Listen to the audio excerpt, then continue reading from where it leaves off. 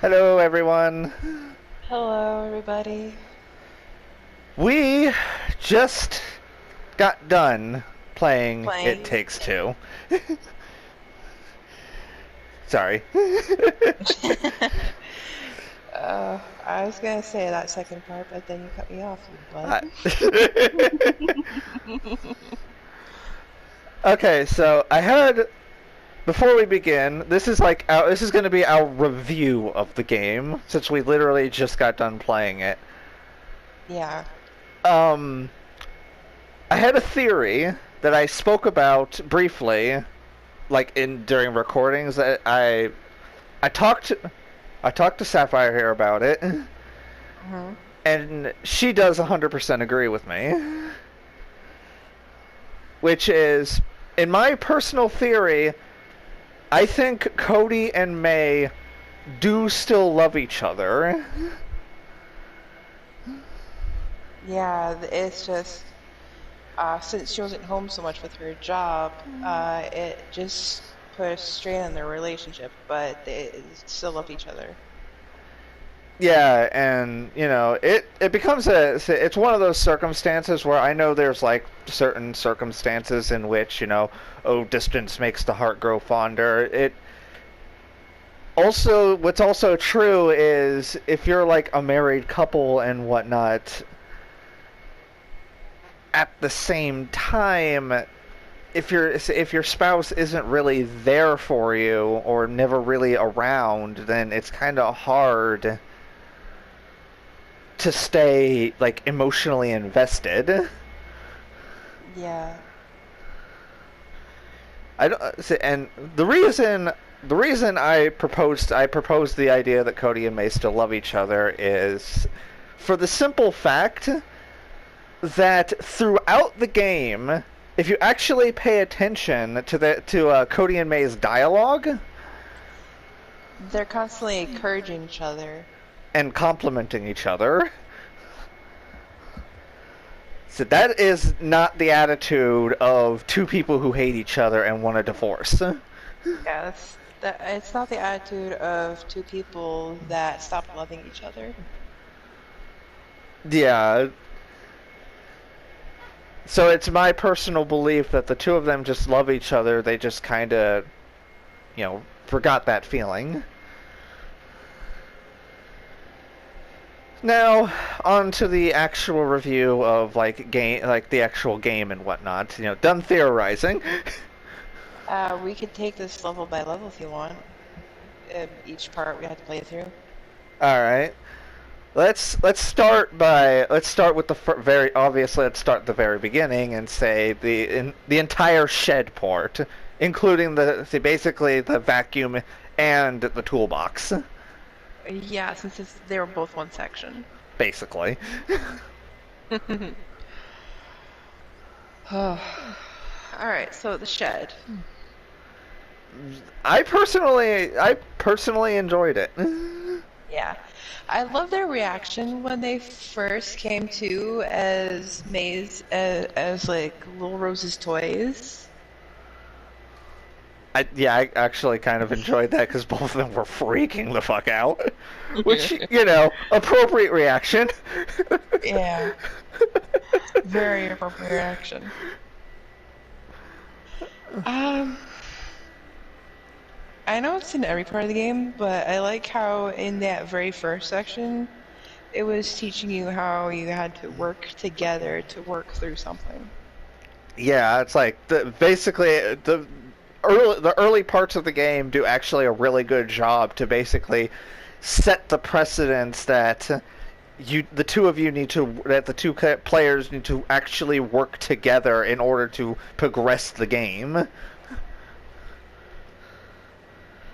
Unlike some two-player games where it's very easy for one player to just kind of Go off and do their own thing. or just like bulldoze through the game and the other player just it doesn't even matter what the other player does there because the first player is just like bulldozing through everything. Which doesn't leave the second player with a whole lot to do once they catch up.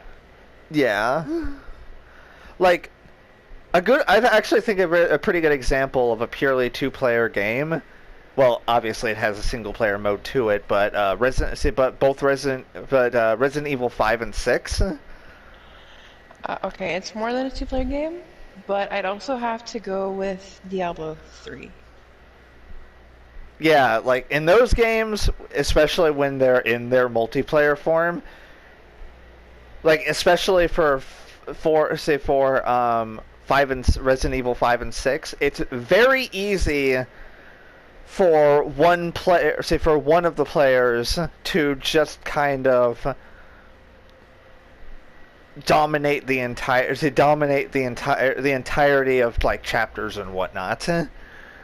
And playing off that in Diablo, it's easy for someone to power level someone who's just starting the game.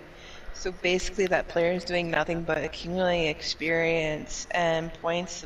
Uh, well, they're basically just setting themselves up for when they actually get to a point where they actually need the help of the first player.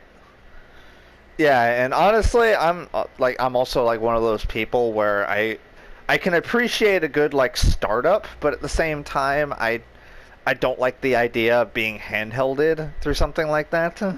Yeah, no, when it comes to a game like that, I would rather just have two people start a new character and just play through the entirety from start to finish.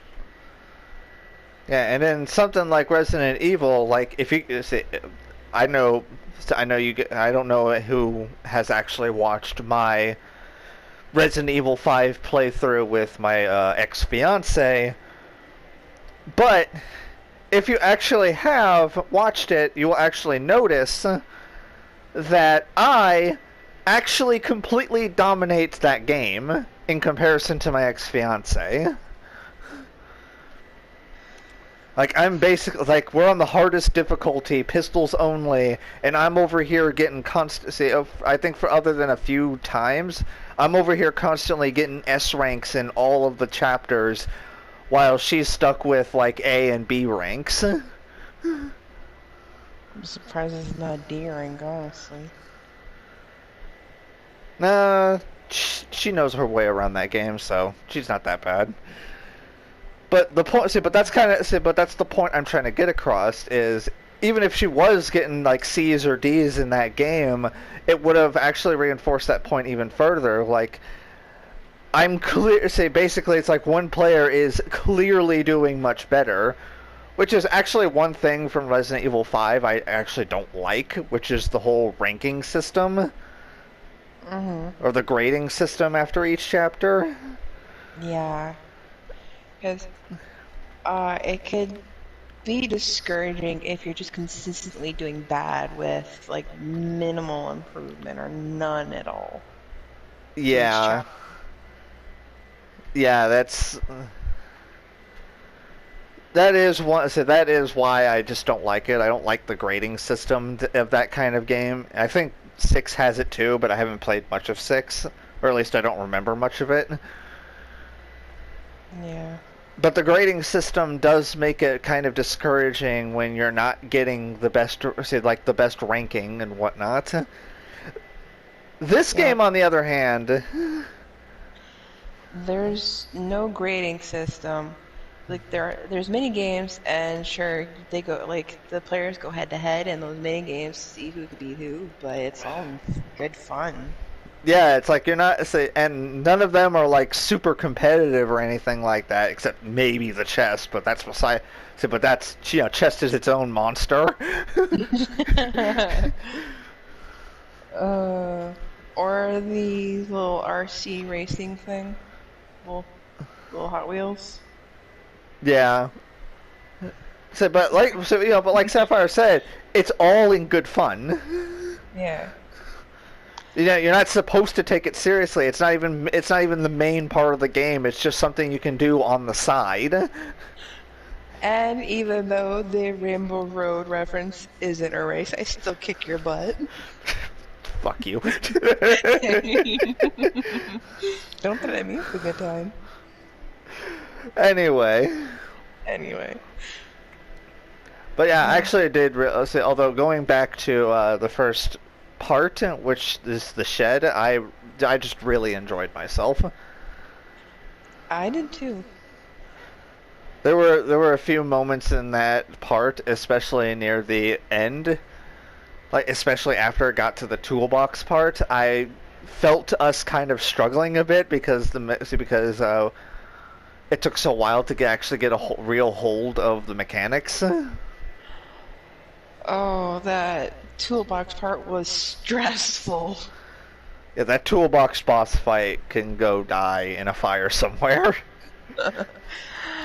Cause he'd spin that blade to try and catch you, which you'd have to like jump over, or you just like walk around like under where like his arm, quote unquote, is. And then you'd have to move out of the way of the saw so you don't fall off the platform. Yeah, and it just gets annoying at some point. Yeah. Anyway, the next part, the squirrel part. Oh my god, that was so much fun. Except for Yeah, the fight with the Wasp Queen and the flying. I would say the street part. I would say the Street Fighter fight. Oh my god. Where the game turned into a puzzle, say from a puzzle solving 3D platformer into suddenly a third person shooter. And then when it took away my minigun on top of the plane, I say plane in quotes, Yeah, really. I had to go Street Fighter style with the General Squirrel. Which was both hilarious and from you it was stressful. We'll be there No. soon, goddammit. Anyway, Anyway. Um, yeah, it was a little stressful. but that entire section was actually a lot of fun. This is like a. Actually, I'll save this part for the end. So what was the part right after the squirrel part? Um, Ooh, the toy box, yeah. where we played with all the toys. No, wait, the space section. Yeah, it's basic. Gonna puke. Oh god. The angles were like the parts where I had to like walk up the wall and then walk upside down. It was fun, but disorienting as all hell. So disorienting. Oh, Jesus Christ. So okay, then we get to the toy box. Yeah. I think personally the toy box was probably my favorite section. I'm including the toy box as well as the magic castle. I like the snow globe too. Ooh, yeah, that'll be next though. Because the magic castle, like I loved that like you had your ice magic, I had a flaming sword. That was awesome. But then my heart started to break as we were tormenting poor Queen Cutie. That poor elephant didn't deserve this. Like it didn't even do anything to help at all. We just made Rose so sad. So much sadness. My heart shattered into like a million pieces.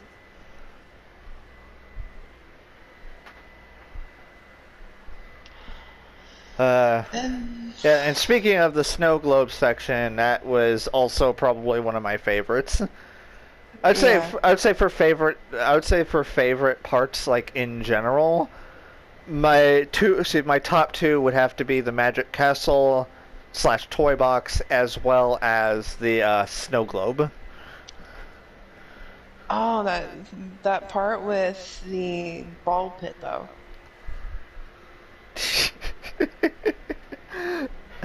Were you I'm still not expecting it. where the fidget spinners basically became spinning hoverboards, or well, like you Oh yeah, use them to like that glide. was a ton of fun. Yeah. Um. Oh yeah, the clock. I think honestly, in my personal opinion, I think the clock was actually like my least favorite section.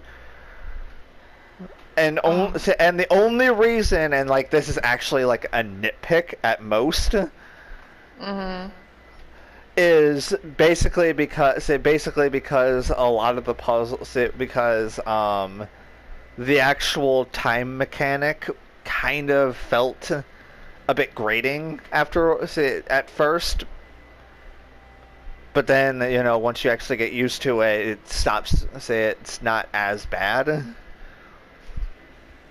It, at least you have the power to stop time. I had a clone where. Ugh, Like don't like I would have to say, don't get me wrong, I still enjoyed the clock part. It's just that out of all of the parts, out of all of the sections in this game, the clock part would have to be my least favorite. mhm. Like if I had to rate that clock section by itself out of 10, I would probably just rank that like maybe a 6. Like I'd put fun it. but not as good. I'd put it at a 4 where it's fun, but I would not want to do it again. Cause it took a while to figure out. I had to place a clone at the farthest end, wait for the wall to like pass by the clone, and then trade places to the other fucking side to Save pull me that from lever. dying. Mm-hmm. Yeah, it was. That's why I'm saying, for me personally, it's like it was fun, but at the same time, I did not enjoy the difficulty of that section. No. My I would favorite part much. of that section were when we got to mess with the metal birds. Yeah, I was just about to say that was my favorite part of the entire thing. So let's see what was next. Oh. After the clock tower was the snow globe, I believe. Yeah, and that's probably our most favorite section. Yeah. Playing with those magnets, it took time to get used to, but it was also a lot of fun. It was serious amounts of fun. Like even when we got a little more, even when everything. So actually, when it got to the point where we could affect each other's magnet, it actually got even more fun. I think we skipped. Wait, okay, it was part of the Magic Castle, but it was the part with the dinosaurs. Yeah, the And dinosaurs as well as the pirate section. oh my god, I hate the pirate section. The pirate section, oh Jesus Christ, would never want to do again. No. That section was so fucking stressful. But at least it didn't start the Kraken at full health all the time. Yeah, that's at least something. Until no. The dinosaur part of that was actually a lot more fun once we actually figured out what we were supposed to do. And once I stopped being completely fucking blind. I mean, you've said it yourself. Technically speaking, you are nearly blind in one eye, so. Yeah. And in all fairness, when the camera angle pans out when I'm on top of the green when I'm on the green dinosaur, I can't see that well past the head and neck and the big part of the body. Especially due to the fact that you're nearly blind in one eye. Yeah. It does not help my depth perception at all. Like zero. So it took me like 15 minutes to see a small red fucking dinosaur. Nah, I like timed it. I like timed it and everything. It only took you like 2.5 minutes, To which be is still fair, it felt longer. it's still a significant amount of time, but it didn't take you that long. It felt longer than 2.5 minutes. But don't worry, you were fine after that. Yeah. Then it was just figuring out that uh the bones and the buttons. Oh, the last two sections. The garden. The garden had to be my second favorite. Yeah. I like that I had two weapons technically, the water gun and then the sickle. Yeah, it's like I think like as I probably said before, the toy box combined with the magic castle as well as the snow globe, they're like tied for first place of my favorite sections of the game. Mm. And second place would have to go to the The garden garden. section.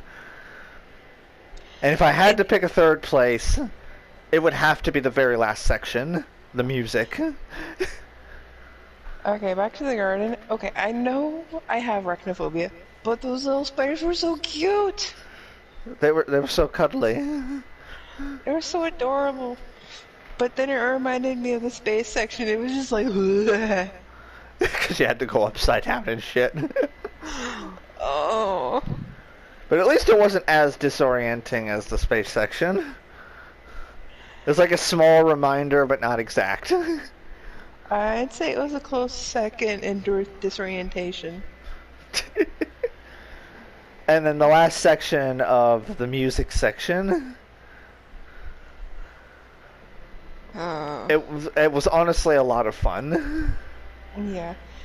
Watching May freak out, and she's just like, I don't want to do this. I actually have a theory. I stated the theory, which is I believe that it's not that she doesn't like to sing. I think she just has stage fright. Yeah. Because I actually used to know someone who used to perform a lot in front of crowds, Uh-huh. but today, like nowadays, performing in front of crowds actually terrifies them. No. So it's not uncommon. So basically, that just makes me think that it's not uncommon to develop stage fright, Hmm. and that's what I feel like might have happened to May. Yeah.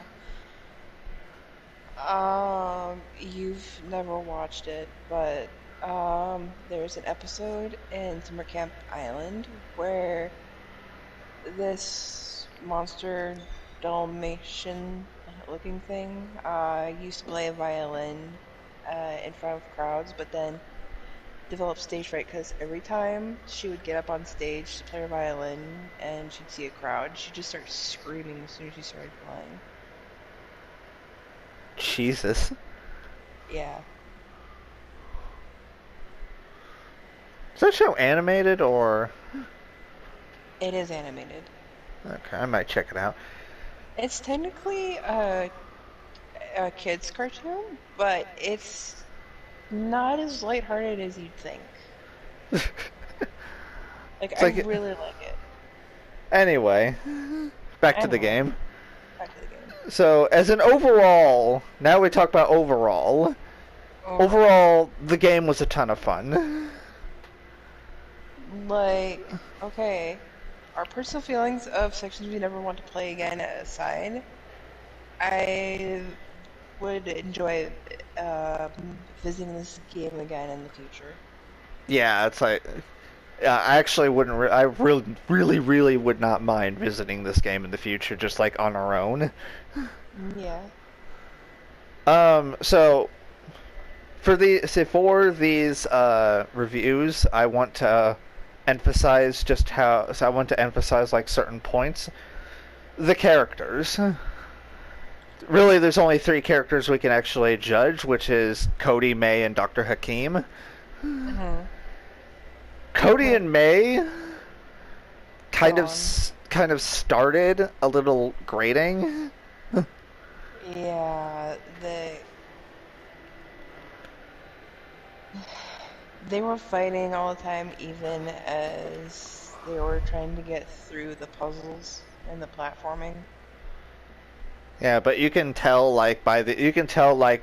as the game goes on that they're getting along better and better. Which is again the reason why I held on to the theory that the two of them still love each other. It's just a whole, emotional detachment from each other due to being Oh, basically separated for so long or yeah. having so little time together. Especially so little time with their daughter together. Yeah, that poor child. That poor child. Actually, we can judge Rose, which is she is a sweet summer child who needs protections at all times. Yeah. Must do a protect 100%. Yes. Dr. Hakim was a divisive character. What I found interesting that I looked up after our first playthrough, What? Cody and Hakeem are voiced by the same person.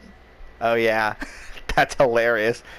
And you can kind of tell they're voiced by the same person once you actually listen to them, just the two of them going back and forth. Yeah, like you hear Cody mock Dr. Hakeem, and it's the same exact voice, not just like an impression that Cody's doing of Hakeem. Yeah, it's actually hilarious. And, Like I bet the voice actor which got his lines confused a few times and had to keep re-recording them. yeah, really. Although if you had to do some of those back and forth takes on speaking between just Cody and Hakeem on just one take, fucking bravo. Bravo. Having to go back and forth between Hakeem's slightly exaggerated accent with Cody's just like normal speaking voice sounds like it would be just a voice acting fucking nightmare. Like, I can imagine if it took multiple takes, he'd do some voices as Cody, but with Hakeem's voice, or do Hakeem's lines with Cody's voice. I would imagine that, and the imagination of it is hilarious. It really is. But Hakeem, as an actual character, he started out, at least for the first half of the game, as really annoying. Yeah. He just seemed constantly like disruptive and whatnot. Especially at the most inopportune moments. Yeah, but the weird thing is, after they actually got to the point where he actually put them into his own personal like therapy session, Mm-hmm. that is actually where I started to kind of like him. Yeah, because he wasn't just like. I didn't say talking out his ass, because it seemed like that's what he was doing for most part of the game. For half of the game, he basically did seem like he was talking out of his ass. Or at least the game made it very obvious that at least he seemed that way. Mm-hmm. But I actually looked up some of the tactics that Hakeem actually uses, Mm-hmm. and believe it or not, I actually found out that a lot of them are actually real certified couples therapy tactics. This game did their research. They did their research. Bravo. Which, would make sense if you're making a game about couple on the verge of divorce and a child being caught in the middle, wanting their parents to stay together. And the only reason I looked up whether or not the tactics he was using was actually the tactics he was using, whether or not they were actually worth anything, was mostly because after a while, Mm-hmm. especially ironically when it got to the Magic Castle part, Mm-hmm. or especially after they started their first session, Mm-hmm. in the clock level, I actually started to think to myself, wait a second, he's actually making pretty good points here. Yeah. It's like, wait a second, I actually agree with these points. Mm-hmm. So I had to look them up, and I was like, I'm actually impressed by now. Mm-hmm. But yeah, after they started doing the actual sessions, Mm-hmm. Hakeem actually got really likable. I could have done without the hip gyrations. Yeah, the one nitpick I say I would have him throughout the game is the fucking hip gyrations. I could deal without the hip gyrations. Yeah. But but also I find also the funny thing about Hakeem is if you actually pay attention to a lot of his dialogue, even during the parts where both the players and May and Cody think he's annoying, Mm-hmm. you say if you actually pay attention, he's pretty much telling them the answer right away to how I to love solve their how problem. Yeah. I love how in the last part, Cody and Hakeem were on the same side just to get May onto that stage. That was the best. Say, uh, well, now we're working together. uh, Because Cody actually wanted to see May sing. yeah. I wonder how awkward it was for the voice actress for May to have done those lines where she just shouts or does those little singing sections. I kind of want to find out. Oh, well, I might do that in my own time, but for now. Yeah. So, how would you rate this? Just out of the characters, how would you rate them out of 10? Like all of them together. Hakeem started out as like a 4 out of 10, But overall, now but rating? the overall rating now, I'd say he's like an 8.5 out of 10. You know, I take off like a point and a half because he's just annoying and the hip gyrations. No, just a point, just a single 0.5 of a point off, just for the hip gyrations. For no other reason than the hip gyrations. He gets 1 point off of being annoying, half a point for the hip gyrations.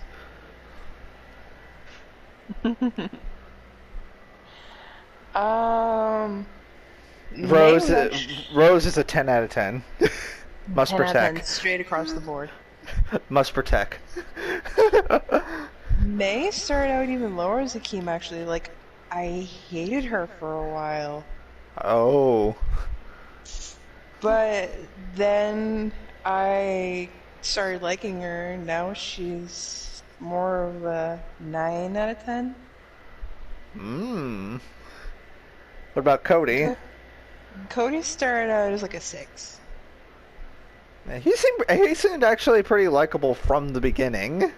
Yeah, from the beginning, he was high tier likable, and then uh, he got on that 10 out of 10 must protect with Rose.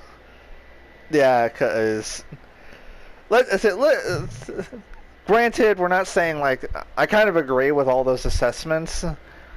Granted, we're trying to say even a 10 out of 10 doesn't necessarily mean the character's absolutely perfect. Yeah. But at the same time, Cody and Rose are some of the more likable are like the most lovable characters throughout the entire of the game. Mm-hmm. Although, May started out as a giant bitch. and then she became actually nice, like really nice. Yeah, it just took a while. Yeah, well, so basically, like I feel like both characters just started becoming more and more lovable the more they stopped arguing. I think it was around the time of the snow globe that I started actually liking Rose a lot more. Or not, I started liking May a lot more. Yeah, I think for me liking May more actually came during the clock level, like the small session before that. Yeah. But then you saw, but in the snow globe area, when they were at their, like a scale model of their cabin that they stayed in. Yeah, really. That was real wholesome. Cody wanted so badly to just spend some time with May. Yeah, you could tell she wanted to, but she was also just like not wanting to at the same time. You could it's like you could tell that she kind of wanted to, but at the same time she also had that probably that mentality of also like, yeah, as much as it would be nice to stay in here again, we do need to go. Yeah. Which, you know, as annoying as that would be, and as much as it broke my heart when I saw that, because Cody is such a soft boy, He really is. it does still make sense. If I had to compare him to a character from another game, I'd say he's like Milo from Sword and Shield. Yeah. And May's a bit of Nessa in B. Also, I'm pretty sure May is a adrenaline junkie. She's definitely an adrenaline junkie. So I think let's see, next week we're going to move on to just characters, or not characters, but the plot slash story slash setting and whatnot. 10 out of 10. Definitely 10 out of 10. I absolutely loved the story. I loved the setting, and I absolutely adored the story. See, well, yeah, the story and setting. I just fucking adored both of them. Yeah, completely agree with that. And finally, we move on to the very last point, which is the mechanics of the game.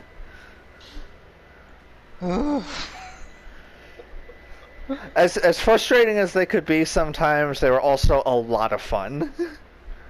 Yeah. There were some mechanics I wouldn't want to visit again, but at the same time, those parts were also fun. Yeah. Mostly because the mechanics may have been frustrating, but the actual level, it's like even when the mechanics aren't necessarily absolutely perfect, how they decide to structure the level and whatnot made it to where the mechanics were actually fun. Yeah. Like the whole fidget spinner obstacle course section is that actual mechanic of the fidget spinner is kind of frustrating. But how they actually modeled that level was so much fucking fun. Like, it made getting through the area a lot easier. Even if we didn't get to keep them for a long time.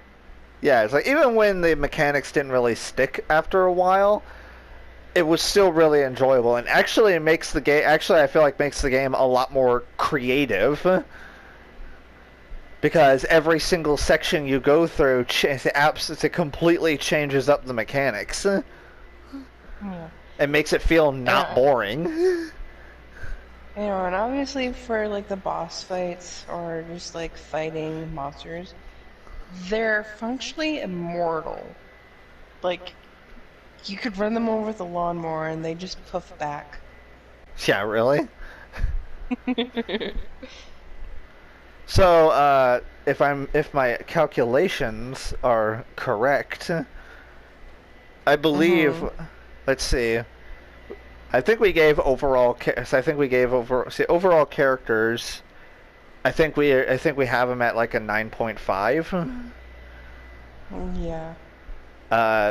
Story and mechanics are both at a 10. So I think this game is like a 10 out of 10. Would play again. Would play again. But yeah, like this again, this game is so much fucking fun. The new mechanics Admittedly, the new mechanics can seem like a bit frustrating, especially to someone who doesn't know they're coming up, and meaning that you would have to change up how you play almost every single section of the game. But I feel like now that we've actually played for the first time, We we'll probably actually, wouldn't have as much trouble. yeah, like the space section. Yeah, now that we actually know what to do, we would probably have so much less trouble in that level now that we actually know how to play it. We'd probably still feel barfy, but We at least know what we're doing and not spend so much time there. yeah.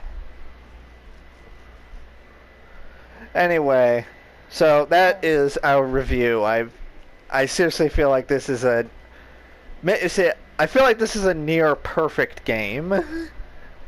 Yeah. No. Except for the bits where it did crash here and there, which was very rarely actually. Yeah, I think it only really crashed like 3 times throughout our entire playthrough.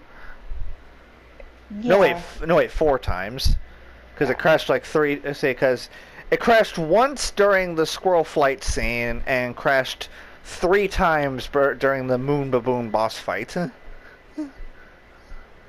Which they were annoying, but at the same time it was very rare for that to happen. Yeah. And it only crashed after I died. Although now that I think about it, it didn't necessarily crash. We were just randomly disconnected from EA. Like, they were saying I was so bad because I was dying so much, we're just gonna disconnect you every time you died from now on. Which, you know what? Fuck you. Anyway, guys, that's our review of It Takes Two. Seriously, a near perfect game, and I would highly recommend it. And I definitely want to play it again in the future. If at the very least, just for the mini games. Or just to play with Chimera. Yeah, really. Those angel chimeras at the end. Those are so cute. They're so cute. So fluffy. I don't know how I feel about getting a massage or a foot rub from a bug, though. I feel like it's both weird, but it also oddly makes sense considering how small they were. Yeah. I can barely hear you now. I moved it away because I didn't want my hand rubbing against the mic while I itched my eye. Ah. Yeah. Anyway, that is our review of It Takes Two, and we will see you guys at some point in the near future. Possibly, maybe. I don't fucking know. Yeah, we'll need to find another game to play. Yeah. Maybe I'll end up resuming Dante and Sylph at some point. So, I am the Chaotic Neutral Gamer. And I'm Sapphire Sons. And we're signing off. You guys take care. Good night.